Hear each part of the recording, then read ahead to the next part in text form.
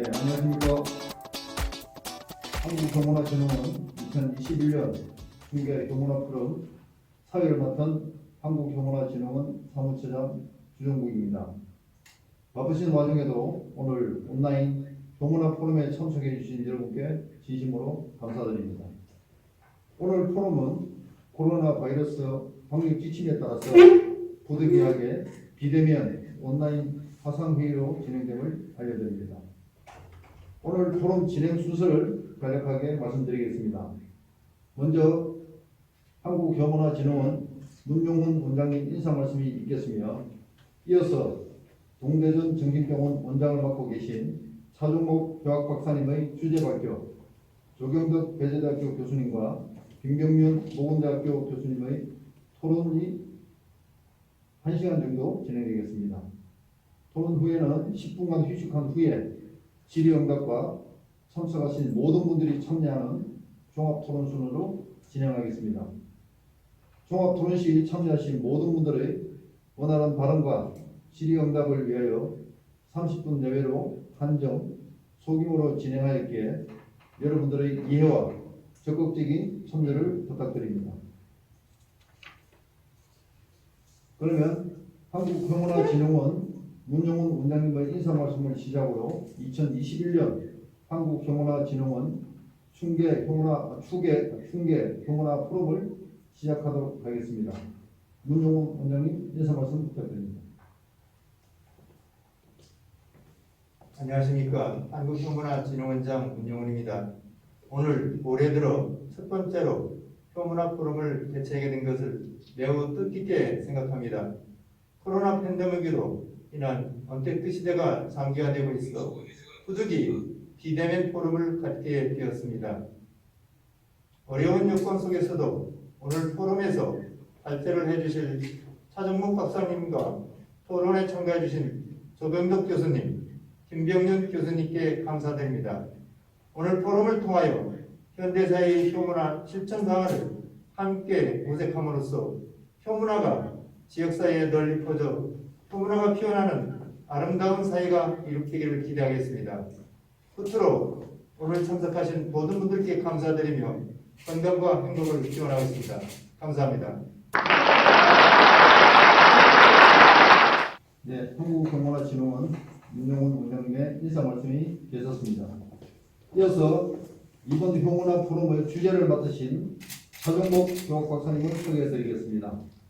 차종목 박사님은 평소 자녀 세대에 대한 하향식 교육이 아닌 부모 대상 교육의 중요성을 설파하시며, 이번 2021 충계 교문화 포럼에서 부모 효 교육이 자녀의 효행 실천에 미치는 영향의 발표를 맡아주셨습니다.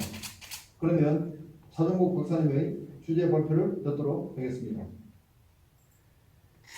네, 안녕하세요. 소개받은 차종목 박사입니다. 오늘 발표할 내용은 제가 잠시 후에 안내를 해드리겠지만은 자료를 다운해서 동시에 볼 수도 있고요. 그리고 제가 바탕화면을 통해서 좀 더 보완해서 설명을 좀 드리도록 하겠습니다. 먼저 제가 바탕화면에서 먼저 설명해드릴 부분, 이 부분에서 지금 아동학대와 부모효 교육의 필요성이라고 좀 화면을 띄워놨는데 어떻게 보이는지 모르겠습니다.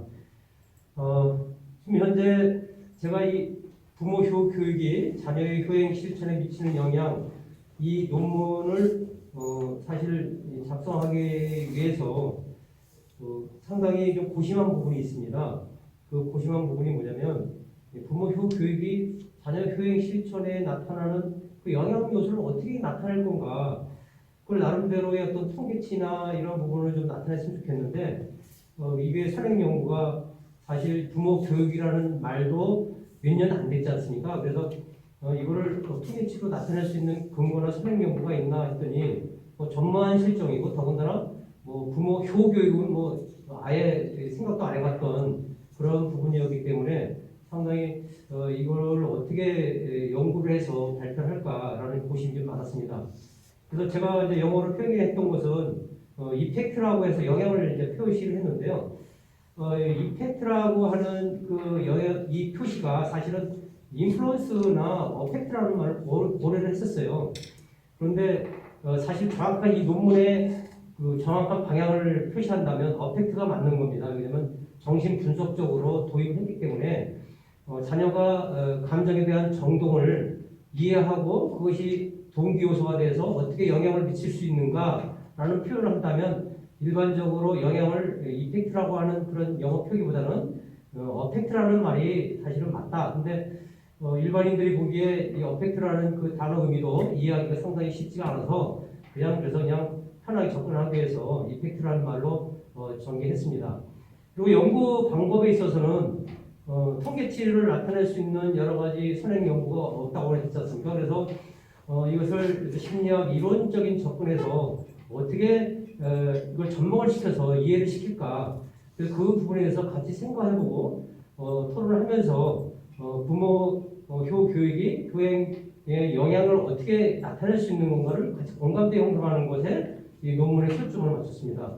물론 제가 나타낸 것은 자기 심리학, 자아 심리학이 포함된 대상관계 이론이나 애착 이런 것들이 정신역동 이론으로서 설명하는 것이 사실 정신역동적인 측면에서는 맞는 분야인데 그 대신 가장 인간의 행동의 원인이 인지 정서가 기반이 된 것이 기초로 해서 그 부분을 먼저 하고 그 다음에 가장 효에 관련된 부분이 인지 정서뿐이 아니라 개인에 관련된 그 다음에 애착에 관련된 부분이 가장 잘 나타내주고 있다라고 생각해서 그 네 가지 이론을 중점으로 밝혔고요. 거기에 대한 반대적인 관점에서 나타내는 것이 오디피스 컴플렉스라는 우리 정신 분석에서 사용되는 그 이론이 상당히 반대되는 입장에서 표현되어 있길래 비교 분석을 해볼 수 있도록 어떤 영향을 미치는지 그런 측면에서 논문을 전개했습니다. 이 외에도 다양한 이론들, 행동 이론이라든지 발달 심리학이라든지 사회 심리학이라든지 이런 각종 이론들이 많이 있지만은 상당히 발표하거나 연구하는데 제한점이 있어서 오늘 발표하는 것은 이런 5가지 이론만 가지고 오늘 중점적으로 어떤 영향을 줄 수 있는가를 말씀드리도록 하겠습니다.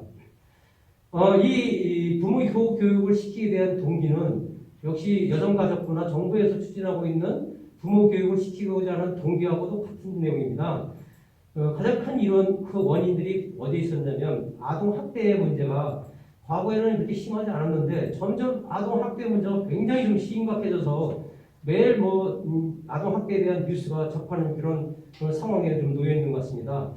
그래서 결국은 2021년 1월 26일 날 결국은 그 부모 징계권까지 민법에서 삭제되는 그런 현상이 나타나고 그래서 이 아동학대를 어떻게 하면 이거를 좀 막을 수 있을까? 그것은 결국 부모로부터 좀 원인이 있는 거 아니냐. 그래서 그 부분이 그동안 그 아동학대에 대한 부분을 부모 교육을 통해서 방지해보자 라고 했던 연구 선행 논문을 보면 대부분 보면 뭐가 나타냈냐면 자아존중감, 부모에 대한 자아존중감이라든지 양육 태도 이런 부분들이 측정 도구로서 사용되고 밝혀졌지만은 그러나 그 이후로 부모 교육을 시킨 민간 단체도 있었고 또 여성가족부에서 적극적으로 신책을 실시를 해왔는데 아동학대는 그 이후로도 계속 발전되는 상황이고 계속 범죄 현상이 늘어나고 있는 상황이기 때문에 이거를 어떻게 해야 되겠느냐가 우리 부모 효 교육에서도 큰 문제점이다. 그래서 적어도 왜 이게 부모 교육을 시켰는데도 정부에서 많은 돈을 들여서 용역사업도 하고 진행했는데 이게 왜 아동학대는 계속 늘어나느냐.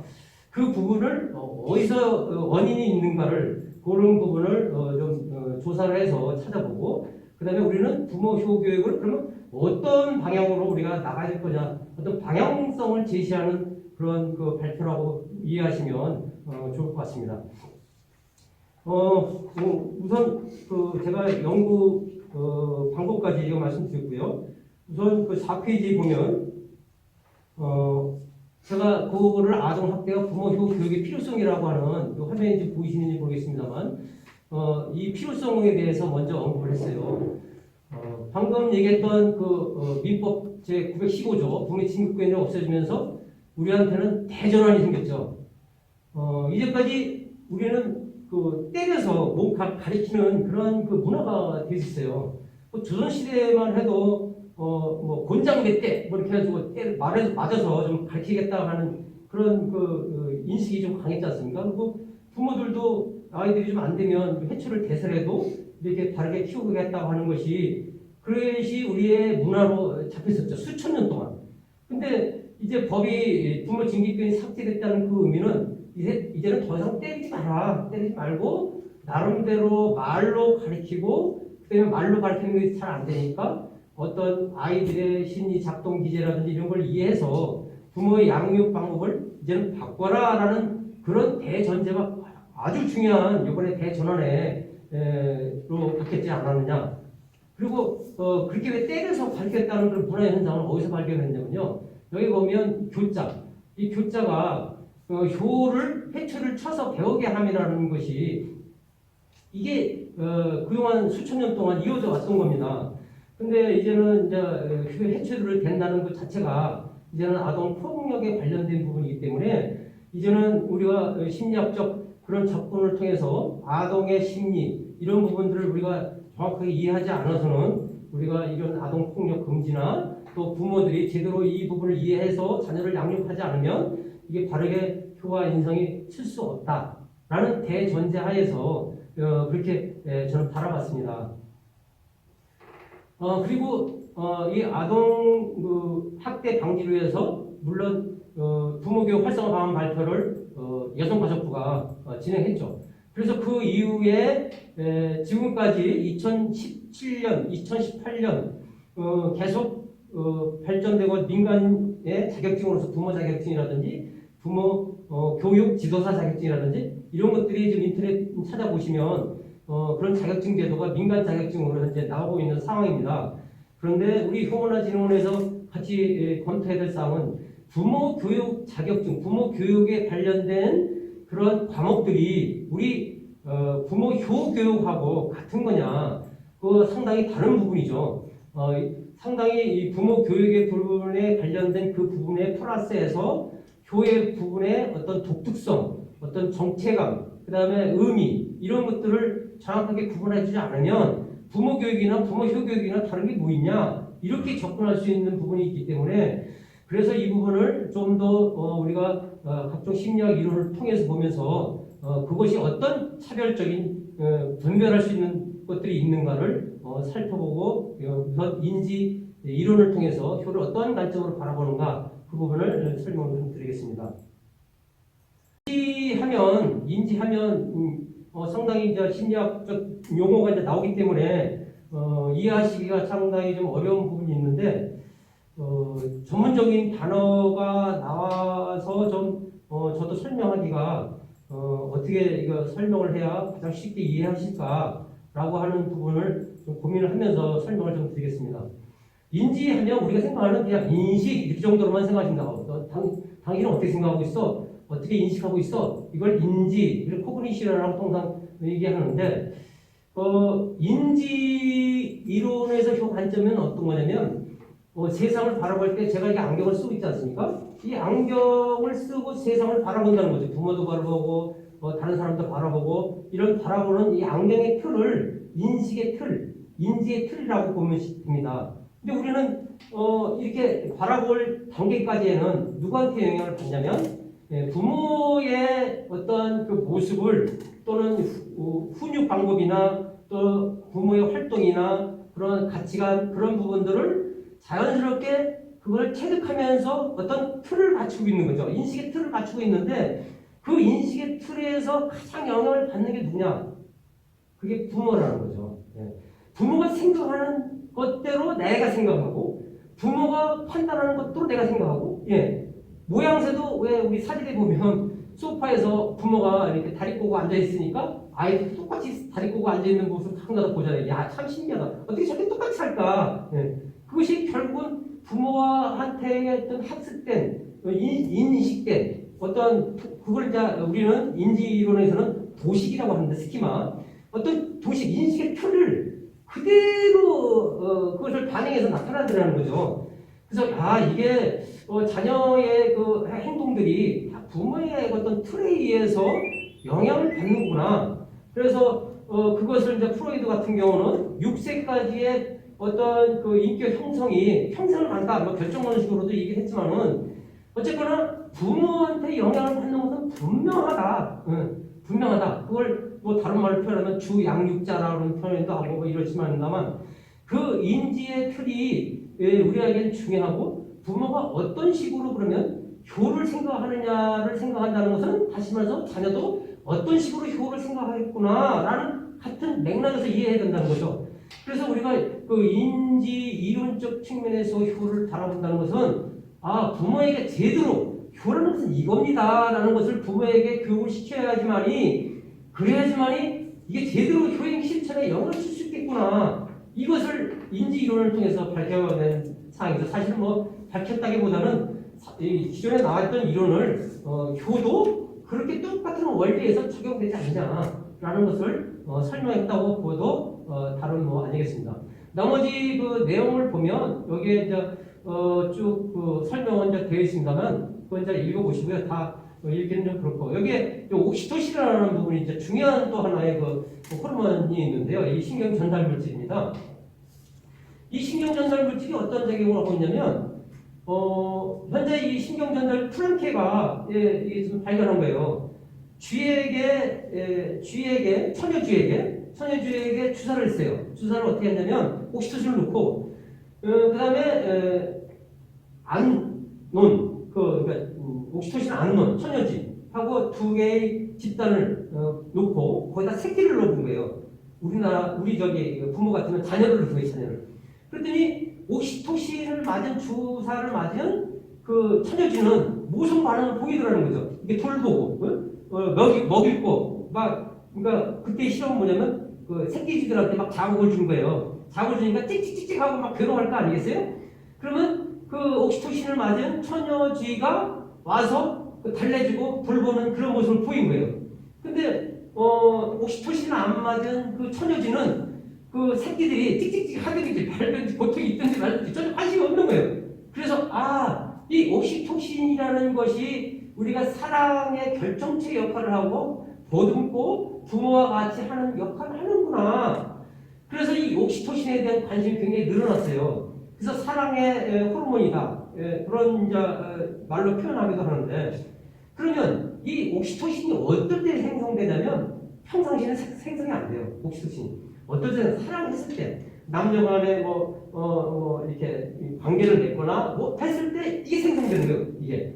그래서 이게 우리가 인지에 있어서 내가 사랑해야 되겠다라는 마음, 관계해야 되겠다는 마음, 이런 보살피겠다는 마음이 생기면 옥시토신이 생기기 때문에 상당히 신경학적 그런 편에서는 이 부분에서 우리가 계속 연구를 해야 되고 이것이 결국은 부모가 자녀를 사랑하는 좋은 신경 전달 물질의 하나의 부분이구나라고 봤을 때 이게 효하고도 관계가 있어서 이 부분에서 제가 좀 설명을 좀 드렸습니다.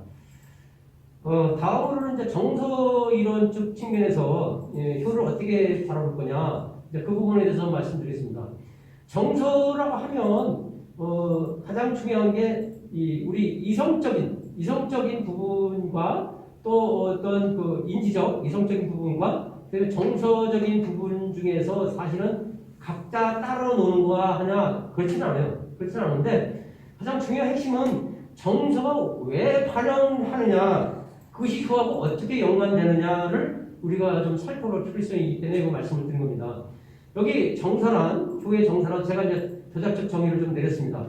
효와 관련한 내적 심리와 외적 사회문화 환경적 변인들에 대해서 경험적, 생리적, 행동적으로 반응하는 속성 이렇게 제가 이제 저작적 정의를 좀 내렸습니다만 사실은 인간의 감정은 동물의 자극에 대한 자동적 반응.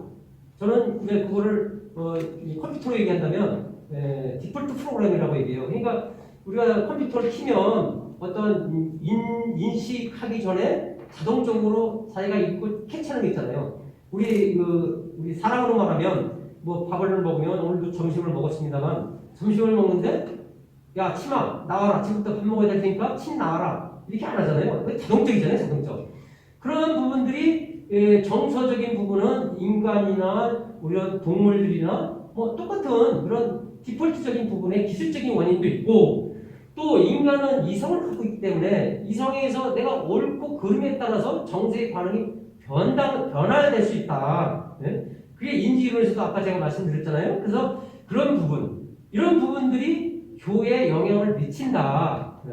지금까지는 그 효가 지금 뭔지는 앞에서 좀 제가 생략하고 좀 넘어갔습니다만, 나중에 이제 토론할 때 효의 진정한 의미를 알아야 이런 부분들이 구체적으로 이제 파악이 되기 때문에, 그리고 또 그 부분에 대해서는 많은 토론과 또 대화가 좀 필요하기 때문에 앞에 좀 생략하고 지금 이제 넘어가고 있습니다.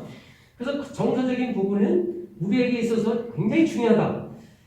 휴먼적 이런 얘기했죠. 이성은 정서의 감정의 노예다. 저 그 얘기를 듣고 상당히 좀 충격적이었어요. 우리는 항상 옳다고 한다는 슈퍼에고에 의해서 초자아적 그 부분의 도덕적 관념 보고 이게 옳으니까 행동해야 된다고 하는데, 실제로 보니까 내가 옳은 거를 보다는 내가 좋아하는 걸 선택하고 그 다음에 옳은 걸 찾더라는 거죠. 그러니까 정서가 사실은 상당히 우리한테는 중요한 내계처가 된다는 거예요. 그래서 이 정서를, 효를 가리킬 때도 부모가 정서적인 부분을 이거를 강구해서는 큰일 난다. 지식적인 전달은 거의 이성적이고 인지적인 부분에 강하거든요.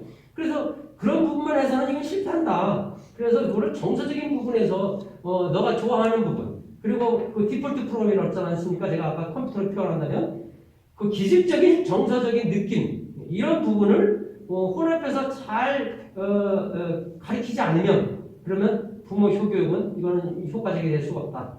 왜? 스킬로서 될 수 있는 분야가 아니기 때문에요. 네. 자, 그래서 이 부분을 하나 더, 이 논문에는 좀 기록은 안 되어 있습니다만 한 가지를 추가적으로 얘기한다면, 아마 마이클 박사가 아마 그랬을 거예요. 그 박사가 인지가 없는 상황에서 정서가 어떻게 반응하는가를 테스트를 한 적이 있어요. 그 테스트하는 부분이 뭐였냐면, 아이가 3개월인가 1개월인가 됐을 때, 아직은 내가 인지 분야가 지금 안 돼 있잖아요. 부모로 탁득된 게 아니에요. 자동적 반응만, 감정에 의해서만 움직이는 그런 부분이었잖아요. 그래서 아이에게 전기 자극을 주니까 아이가, 어떤 아이는 깜짝 놀라고 막 울고 막 긴장하고 막 움츠리고 하는데, 어떤 아이는 자극을 주니까 까르르 웃더라는 거죠. 아직 인지 형성이 좀 안 돼 있는 상황이지만은. 그래서 나중에 그 아이에 대한 상황을 확인해 보니까 까르르 하고 웃고 있는 그런 아이는 사교적이고 대인관계도 좋고 사회 적응이 상당히 좋은데, 그러나 자극을 줬을 때 움츠리고 긴장하고 울고 하는 애들은 대인관계라든지 사회생활에서 적응하는데 잘 못 적응하더라. 그 의미는 뭐냐면, 정서가 어떤 기술적인 요소도 상당히 크다. 그래서 기술적인 요소에 인지가 플러스돼서 내가 정서를 잘 이렇게 융합하지 않으면 부모 효교에서는 실패할 수 없었다고 하는 하나의 실험적인 데이터도 말해주고 있지 않느냐라는 것을 오늘 말씀을 좀 드렸습니다. 당연히 노파트 레빈에 의해서는 그것이 단순하게 부모 자녀와의 관계나 인지와 그런 부분이 아니라 환경과도 함수가 있다. 당연하죠. 당연히 뭐 구체적으로 얘기를 안 해도 아는 사항이고요. 그리고 그 인지와 정서적인 부분에 있어서 그러면 효는 과연 그러면 이게 왜 논어나 뭐 이렇게 중용이나 보면 중용에서 많이 나오죠.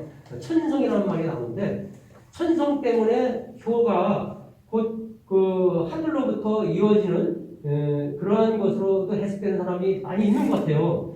그런데 제가 그것을 여기서 비판하고자 하는 핵심은 늑대 소녀에 관련된 부분, 여러분들 아마 봤을 거예요. 이 카말라 아말라에 대한 1920년에 발표했던 그 인도네시아 쪽에 또 했던 사항인데,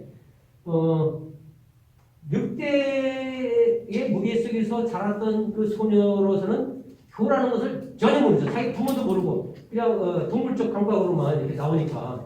그래서 이제 그런 부분이, 자, 그래서 그 부분을 보더라도 부모로부터 교육이 안 되면 이렇게 짐승과 같은 똑같은 자격이 되는구나. 그래서 사회적 활동을 위해서 노력을 해왔는데 결국은 얼마 못 살고 다 둘 다 적응을 못하고 다 죽었어요. 안타까운 얘기인데 이 사건을 봐도 이 우리가 부모 효교육이나 또 자녀의 효행에 미치는 영향은 계속 인지 발달에 관련된 양육과 그다음에 어떻게 인식시켜주는가에 따라서 작동되는 거구나. 천성적으로 효를 하는 게 아니구나. 그래서 중요해서는 이제 천성적인 부분을 많이 나타내고 있는데요. 그 부분은 저는 강력하게 좀 비판하는 태도를 좀 취하고 있습니다. 그래서 이 부분만 봐도 이게 증거가 되기 때문에 그래서 그런 부분을 우리가 좀 같이 영향 요소로서 나타나고 있기 때문에 우리가 같이 살펴봐야 될 사항이다. 그런 부분을 좀 보여드렸던 거고요. 당연히 정서가 되려면 엠파스, 공감적 이해는 당연히 부분이죠. 이건 로저스나 수많은 심리학자들이 공감적 이해를 갖다가 주장한 바가 있고요. 그래서 그런 부분을 이제 얘기를 설명을 드리고요. 다음으로 이제 대상관계 이론 측면에서 이제 살펴보겠습니다. 대상관계를 대표적으로 이제 나타내는 사람들이 여러 부분이 좀 있습니다만, 대상관계 이론의 핵심 축이라면 이렇게 얘기하시면 돼요. 어떤 부모를 거울과 같이 봐서 내가 그대로 동일시하는 현상들이 있다. 네. 그래서 그 대상을 누구로 할 거냐에 따라서 그게 영향을 받는다. 부모 여기 지금 아이가 부모의 손을 꽉 잡고 있잖아요. 그래서 부모의 어떤 감정 상태, 느낌 이런 것들이 그대로 전달된다는 거죠. 그게 이제 대상관계 이론의 핵심입니다. 그래서 이 대상관계 이론에 있어서의 그러면 그 부모한테 어떤 부정적 감정으로 인해서 형성된 인격 형성을 그러면 어떻게 바꿔야 될 거냐? 이제 논란이 된 거예요. 대상관계 이론에서 찾고자 하는 것은 그거입니다. 단순히 대상관계 문제가 있다 이런 정도의 문제가 아니라 그럼 이렇게 주양육자에 대한 부분에 대해서 실패했을 때 인격 형성이나 어떤 적응성에 있어서 실패했을 때 그걸 어떻게 바꿔야 될 것이냐 그것을 이제 나타내는 게 번역적 내면화가 이제 핵심적인 부분이 있었어요. 그리고 그 부모로부터 대상관계의 핵심이 실패했던 그 원인이 어디 있냐면 분화라고 한다는 거에서 적절하게 분화하지 못했다는 그런 원인도 그게 작용하고 있다. 그래서 이 분화라고 하는 그런 부분으로서 나타나는 학자들도 있었고요. 예. 그래서 그 분화라고 하는 그 부분이나 또 부모로부터 대상관계에 있어서의 그 문제 이런 부분들은 결국은 대상표성에 대한 새로운 심리적 변화와 어떤 그것을 가지고 와야 되는데 그것을 변형적 내면화의 방법으로 변형적 트랜스미팅 인터레이션 이 부분에 대해서 우리가 좀 바꿔야 되는 부분에 대해서 계속 연구가 되고 있었죠. 사진과 같이 어떤 찡그렸던 그런 사진들이 점차 밝아지는 모습들 핵심적인 것만 하고 나머지는 유인물이 배포되어 있으니까 다운 받으시면 될 것 같습니다. 그런 측면에서 하는데 그럼 부모 교육이 만약에 제대로 안 됐다 하면 우리 한국문화진흥원에서 부모와 같은 그런 똑같은 대상, 그러니까 훈육을 할 수 있는 그런 상태, 그러니까 인격적으로나 또 어떤 모델화 될 만한 그런 사람이 부모와 같은 똑같은 것을 학습함으로써 결적 내면화를 가질 수 있다라는 게 대상관계 이론의 효관적이라고 여러분들이 이해하시면 될 것 같습니다. 다음은 이제 애착 이론적 관점인데요. 애착 이론에서는 이 가장 부모로부터 애착이 형성됐을 때에 그것이 곧 그 자녀가 그 애착의 정도, 다시 말해서 이것이 강박적 애착이냐 아니면 수능적 애착이냐 정확한 말로 표현한 것은 여기 이제 밑에 앤소스가 표현한 부분들을 보면 이 불안정 회피, 안정 애착, 불안정 양각, 정장 이렇게 혼돈 여러 가지 부분으로 이제 나타냈습니다만 저는 이 효를 갖다가 어떻게 애착 분야로 나타냈냐면 지금 사실 어머니의 노래를 하거나 어머니에 대한 사랑만으로 눈물을 글썽이시는 분이 있어요. 왜 어머니를 생각하면 눈물을 글썽이거나 그러는 게 아니라 어머니만 생각하면 감동과 어떤 애처럼 이런 게 아니라 진짜 좀 기쁘고 즐겁고 뭐 이런 부분으로 생각했는데 왜 울까? 저는 그게 우는 게 너무너무 감동되고 뭐 이래서 그런 게 아니라 대부분 보면 불쌍하고 희생만 하시고 막 이런 부분이에요. 그게 과연 그럴까? 우리는 거기에 박수를 치고 막 이러는데 그거는 저는 사회 병리적 부분으로서 형성된 강박적 효다, 집착적 효다라고 저는 정의하고 있습니다.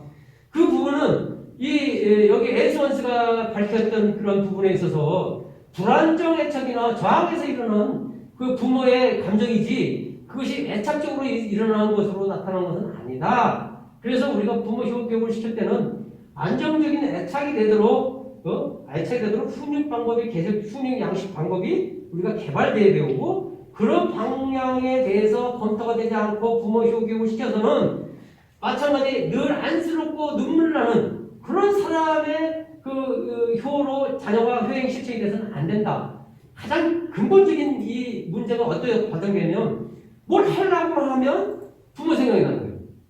다 같이 실현하기 위해서는 뭐가 안 되는 거예요. 예를 들어서 지금 미국에 가서 뭔가 이 효에 대해서 아니면 자기 논문을 발표함으로써 인류 번영을 해야 돼. 근데 내가 지금 떠나서는 부모가 곁에 있지 않으면 이 부모가 슬퍼하고 막 이러니까 떠나지 못하는 거예요. 응? 그게 광박적 애착에 관계된 거라는 거죠. 각자의 자기의 삶을 살아가면서 자기의 가치 실현을 하는 게 가장 이상적인 우리의 삶의 모습인데 거기에 집착되어 있다 보면 자기가 어떤 것을 행동하기에 상당히 어려운 부분으로 놓이게 된다. 그래서 우리가 이것을 다르게 행창할 수 있는 방법을 찾아야 되겠다. 그것이 영향을 주기 때문에 부모 교육에게 방향을 선정하는데 지대한 큰 역할을 가지고 있다. 그런 부분을 말씀드렸고요. 그 다음에 정신분석적인 측면에서 하는 것은 요거는 정신분석에 있어서는 효를 여러 가지로 나타냈는데 그 중에서 효를 나타내는 게 오이디푸스 컴플렉스로 효를 나타냈어요. 정신분석은 오이디푸스 컴플렉스로 효를 나타내는 사람들이 대표적인 게 조두용, 그 다음에 차선구, 그 다음에 홍광희 박선희, 그 다음에 박선자, 그 다음에 유인근 이게 나타냈고 유인근은 이제 신청전에 대해서 굉장히 많이 연구하고 발표했는데 지금까지 제가 4가지 이론하고는 반대로 정신분석의 핵심이 뭡니까? 억압을 어떤 방어 기제를 통해서 내가 어떤 공격적인 방법으로 나타나거나 또 승화적인 방법으로 나타나거나 이런 방법으로 나타나는 게 정신분석의 핵심이 축이거든요. 근데 효는 호혜성, 은혜에 대한 감사 뭐 이런 부분인데 마치 내가 방어를 위해서 그래서 저는 이제 페르소나효라고 표현하고 있습니다만 그 페르소나적 감염적 효로 나타날 수밖에 없는 그래야 내가 살 수밖에 없는 그런 것을 정신분석을 해놨어요. 오디푸스 컴플렉스는 여러분들 뭐 아시는 분들은 다 아시겠지만은 마찬가지 내가 부모를 죽이지 않으면 나는 안 돼. 내가 살려면 내 부모를 죽여야 돼. 이런 놈이잖아요. 좀 강하게 좀 제가 표현해서 죄송합니다만. 그러니까 그렇다고 부모를 죽일 수는 없잖아요. 죽일 수는 없으니까 어떻게 해요? 승화라는 것을 통해서 나타낸 게 그게 효다. 그게 오디푸스 컴플렉스라는 거라는 얘기죠. 그래서 이 부분은 우리 효 문화 진흥적인 관점에 있어서는 상당히 분석적인 차원에서 당연히 오디푸스 컴플렉스가 정신 분석에서 이론적인 측면에서는 당연히 뭐 이게 틀리다 맞다 이런 부분이 아니에요. 당연히 이렇게 분석을 해야 돼요. 정신 분석이 이런 부분으로 분석을 하기 때문에. 그런데 근본적으로 효라는 그 의미를 어떻게 해석했냐면 정신 분석에서 이 많은 학자들이 지금 여기 학자들이 어떻게 해석을 했냐면 부양이라는 관점, 부양이라는 관점이 이 학자들마다 정신 분석할 때 그게 강했지 않느냐. 그 부양이라는 관점을 하려면 뭐가 따라야 되냐면요. 부양이라는 것은 정신적인 것보다는 물질적인 게 강해요. 물질적. 그러니까 물질적인 게 하다 보니까 그 물질을 구하기 위해서 물질이라는 것은 뭐 효에서 나타나는 여기서 나타나는 뭐 잉어라든지 동상이라든지 뭐 많이 있잖아요. 어떨 때는 뭐 자기 아기까지 죽이고 막 자기 살을 댄다든지 이게 다 그런 부분으로 인식해서 그런 거 아니냐. 원래는 효가 부양이 아닌데 최초의 효를 나타냈던 뭐 공자라든지 또 공자 이전에 얘기해서 나타냈던 그 제사를 효라고 본다든지 이런 모든 부분들을 보면 부양이라는 말이 안 나왔대. 그 이후로 이제 많은 그 현자들이 그 부양이라는 것을 자꾸 대두시키고 그게 더 이제 강하다 보니까 나중에는 이제 그 정치적인 목적으로 춤으로까지도 발전됐는데 그 부양이라는 관점의 핵심을 자꾸 거기다가 효라는 인식을 두다 보니까 측정 도구가 정신 분석의 측정 도구가 부양이라는 것을 가지다 보니까 이렇게 방어기제로 나온 그것이 정신 분석의 관점이 아닌가. 시간적인 제약이 좀 있어서 올렸던 그런 부분들 학자가 어떤 것들을 효라고 나타내는가 오디푸스로 그 부분에다 올려져 있으니까 이 부분에 대해서 좀 참고를 하시면 되겠습니다.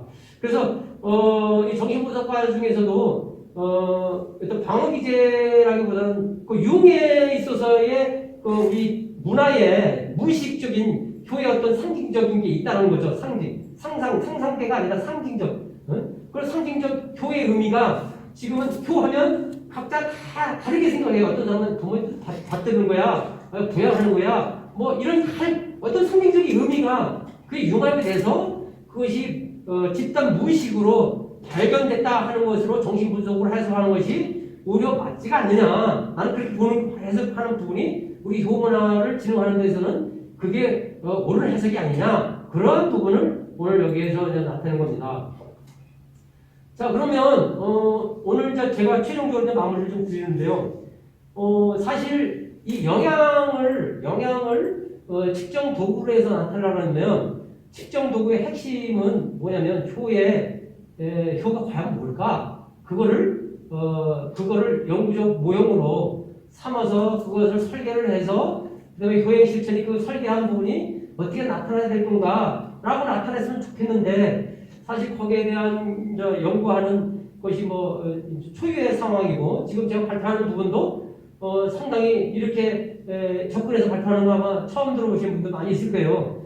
그래서 이런 부분을 우리가 계속 연구 발표만 가지고 끝날 것이 아니라 이제 실질적으로 효문화 진흥에서 부모 효 교육을 시키면서 방향을 어떻게 잡든지 그다음에 나중에 어떤 측정 도구를 통해서 검증해서 이것이 제대로 효과가 없다. 그러면 새로운 교의 방향을 계속 모색하는 그런 그 단초적 역할. 이렇게 오늘 발견 사항이라고 이해하시면 되고요.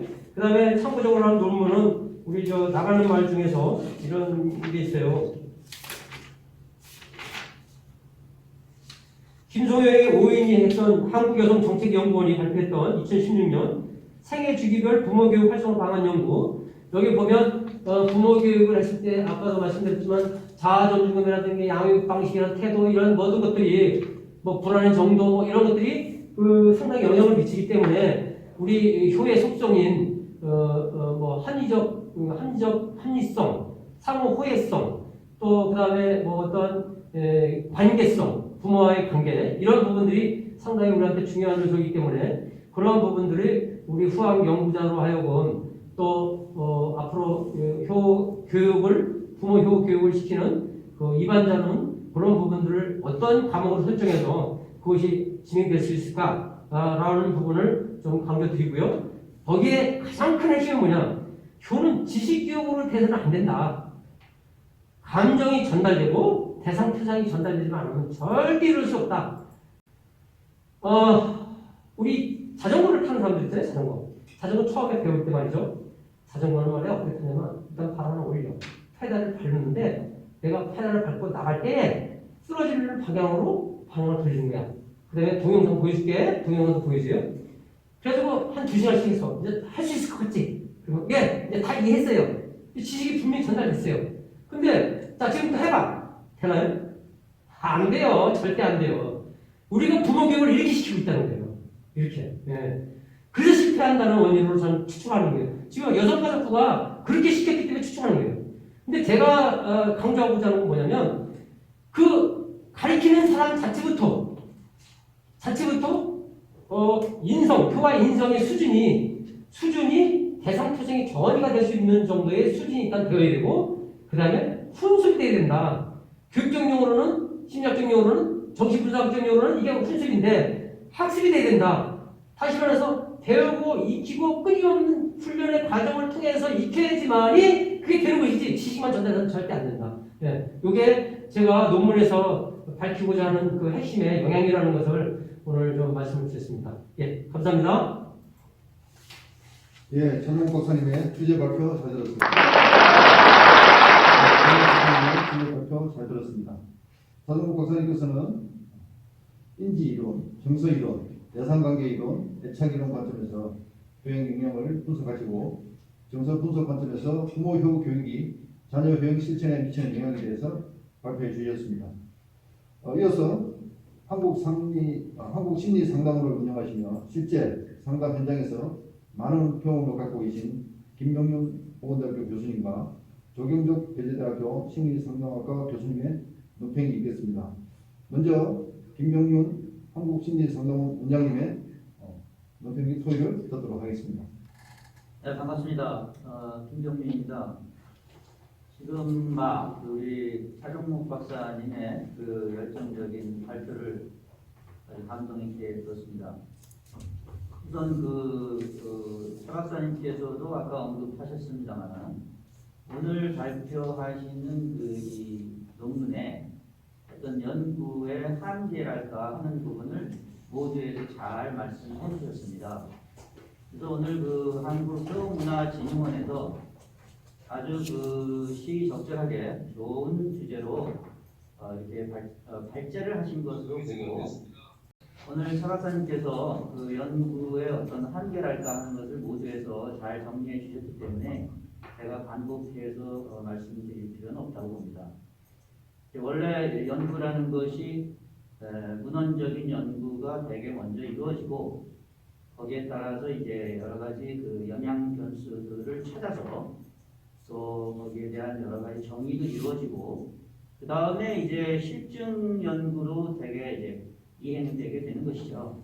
그래서 오늘의 연구 주제 발표의 그 큰 의의는 우리 부모효 교육에 끼치는 영향 변수가 되게 어떤 것들이 있을 것인가 하는 것을 다각도로 한번 찾아보자 하는데 의의가 크다고 봅니다.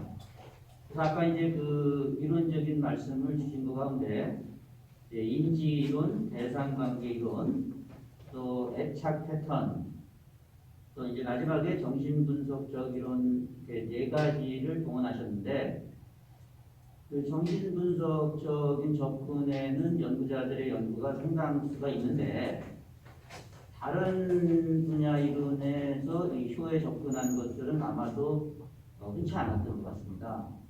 그래서 이제 향후의 연구자들이 어떤 특정한 이론을 하나씩 주제를 가닥에 잡고 집중적으로 이제 그 실증 분석을 위한 어떤 연구 모형 설정을 해나가야 되겠죠, 그죠? 네, 그런데 우리가 오늘 참석하신 분들의 모든 그 어떤 숙제로 남기고 좀 그렇게 저는 연구 주제 발표와 관련해서는 직접적인 말씀은 그렇게 마무리를 짓겠습니다.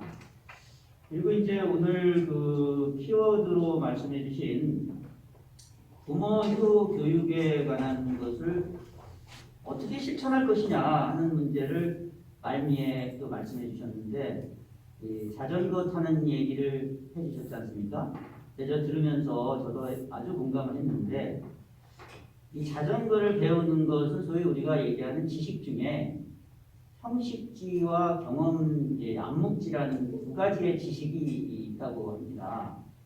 그래서 보통 형식지는 우리가 그야말로 이제 매뉴얼로 글로 익히고 이제 이렇게 하는 것이고 지식적인 거죠. 그리고 암묵지라는 게 바로 지금 차 박사님께서 강조하신 부분입니다. 이 부모효 교육은 암묵지가 꼭 필요하다. 이 암묵지의 실체는 경험입니다. 반복적 학습 어떤 교육 시스템에 의해서 그래요? 반복적 학습 어떤 교육 시스템에 의해서 지속적으로 이루어져야만 됩니다. 그래서 이 암묵지의 성공적인 정착을 위해서 우리가 무엇을 할 것인가 하는 과제를 제가 좀 나름대로 이렇게 정리를 해봤습니다. 그래서 우리 오늘 차 박사님의 바람을 사실상 현실화하기 위해서는 이 심리과학 이론이 적용돼야 되겠죠. 그렇게 해서 체계적인 어떤 부모 효 교육 과정에 대한 설계가 있어야 되겠다. 교육과정 설계죠. 지금까지는 그 아까도 말씀하셨지만은 어떤 그 위에서 아래로 내려가는 방식의 그런 어떤 교육이었다고 하면은 이제 그 내면 세계를 지금 현재 우리 자녀들의 사회 구조 속에서 어떤 인지 정서 발달 모든 것들을 고려한 그러한 교육 과정에 대한 개발이 필요하다. 그래서 우리 대학에 그 심리상담학과 또 심리학과 이런 전문 전공자분들이 계시니까 그런 대학의 전문가들이 어떤 태스크포스 팀을 구성해가지고 그야말로 전문적인 교육과정, 실천 가능한 교육과정에 대한 체계적인 어떤 개발 구축이 필요하다. 이걸 하나 좀 말씀드리고 싶고요. 그 다음에 이제 그 지자체를 비롯한 관련 정부 기관, 또 특히 교육청 이런 데서 예산 지원이 돼야 되지 않습니까? 예산이 없이는 아무것도 할 수 없습니다. 지금 이제 그 우리 교문화진흥원도 뭐 시에서 이렇게 전폭적으로 지원하는 것은 바람직한데 중앙정부 기관 차원에서의 지원도 그왕 이제 법제화되고 이렇게 했으니까 그런 지원도 이제 좀 대대적으로 이루어져야 되겠다. 그래서 그러한 예산을 지원을 바탕으로 교육 과정을 개발하고 또 실제 임상 과정을 거쳐서 어떤 그런 교육 인력도 확보하고 양성도 하고 그래서 우리 차 박사님의 바람을 현실적으로 뿌리를 내려야 되겠다. 이런 생각을 오늘 하게 됐습니다. 아마 여기 참여하신 분들도 모두 그리 생각하시리라 저는 믿어지지 않습니다.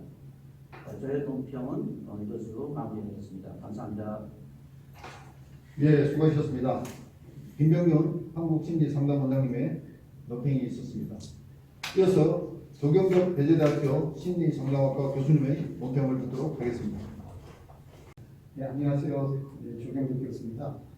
우선 그 대전의 효문화진흥원이 있고요. 풍광이 아름다운 뿌리경험이 있는 곳에서 교회에 관해서 이렇게 워크숍을 하게 돼서 굉장히 기쁘게 생각하고 제 역할에 대해서도 좀 계속 생각 중이었습니다. 우선 그 청 박사님 발표를 들으면서 제가 이제 아무래도 심리학 박사니까 조금 부원 설명을 드리면 이쪽 부분이 아무래도 심리학 쪽이라면 상담 쪽이라면 가족 상담의 본주에 들어가는 게 아닌가 생각을 합니다. 그래서 제가 이제 대전교도소에서 인성교육을 담당하고 있는데요. 거기 계시는 분들이 대부분 남성들이 아버지처럼 살고 싶지 않았으나 아버지보다 더 못 살는 것 같고 아들에게 피해만 주는 것 같아서 너무 한스럽다 이런 말씀을 하는 걸 자주 만나게 됩니다. 그래서 지금 대상관계 이론도 말씀하셨지만 그 가족 안에서의 놀이라든가 논리라든가 또 행동이라든가 이런 것들이 결국 대를 이어간다는 보현의 이론이 현실적으로도 지금 한 5만 명 이상이 재소자를 이루는 곳에서 나타나고 있습니다. 더불어 지금 그 아동 학대라든지 이런 부분이 현실적으로 나타나는 입장에서 우리가 어린 시절에는 집성촌이 많았고요. 그 안에서 자연스럽게 교회에 대해서 어른들한테 배우고 같이 이제 차례상에서 조금 나이가 많은 사람이 먼저 보고 그다음 그 나이가 적은 순으로 갔던 이런 우리 나름의 어떤 그 행동들이 자연스럽게 대를 이어서 학습이 되고 그 부분이 세대로 변화가는 것이 어느 순간에 1인 가족이 늘어나고 산업화가 되면서 방향을 잃고 있다.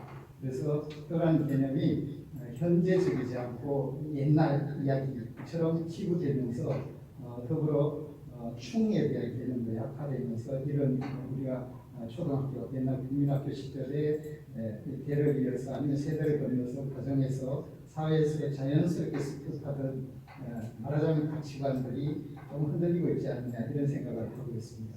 더불어 오이디푸스 콤플렉스 말씀을 하셨는데 오이디푸스 왕이 저걸 무찌르고 그 부인을 자기 부인으로 맞았는데 친어머니였다. 바위에 머리를 깨고 자기 목숨을 버렸습니다. 이런 갈등, 세대 갈등, 가족 안에서의 갈등, 뭐 교사 학생 간의 갈등, 부부 간의 갈등 이런 부분의 핵심적인 부분이 갈등이 우리의 핵심적인 부분이 아니고 이걸 아까 승화라고 말씀하셨는데 이 승화하기 위해서 통일시라는 개념으로 우리가 지금 공부를 하고 있습니다. 이런 갈등 속에 예를 들어서 이제 우리나라 같으면 그 자녀를 낳아서 같이 뭐 축구를 해준다든지 아니면 일본 같은 같이 캐치볼을 한다든지 그다음 미국 같으면 이제 오두막집을 같이 지어본다든지 아니면 게임을 같이 한다든지 이러면서 자연스럽게 그런 마음 말하자면 호심 그다음에 그런 호행 이런 것들이 세대를 위해서 같이 동일시하면서 이 갈등들이 조금 해소되는 부분을 알고 있습니다. 그러다 보면 아까 말씀하신 인지라는 것은 이제 인지를 처음 우리나라에 아주 발달시킨 고 이정호 교수님이 암이라고 했습니다. 아에다가 리을미. 그래서 이런 그 인지 시스템 자체가 확립이 돼야 되는데 이 효심은 따로 가고 효행도 지금 배우거나 세대 안에서 자연스럽게 학습도 되지 않고 그러다 보니까 효인지 자체가 지금 늘리고 더불어 이제 예전에는 충효가 같이 갔는데 지금은 효만 이렇게 있고 제 아들도 이제 군대 갔습니다만 흔쾌하게 군대 가지 않는 것 같습니다. 그래서 이 ON의 가족 상담 안에서 또는 이런 우리 쪽에서는 이제 REBT죠. 인지정서 행동치료 이런 그 정서적인 부분을 계속 말씀하셨는데 그걸 동의하고요. 이런 그 마음이 우러나고 그 다음에 서로 호혜, 그 다음에 배려하고 소통하고 이타심 있는 뭐 이런 부분의 행동이 마음이 사고가 되기 위해서는 아까 김병윤 교수님 말씀하신 것처럼 탑다운 식으로의 부모에 대한 이런 인식에 대한 교육 플러스 같은 프로그램을 해야 될 것 같고요.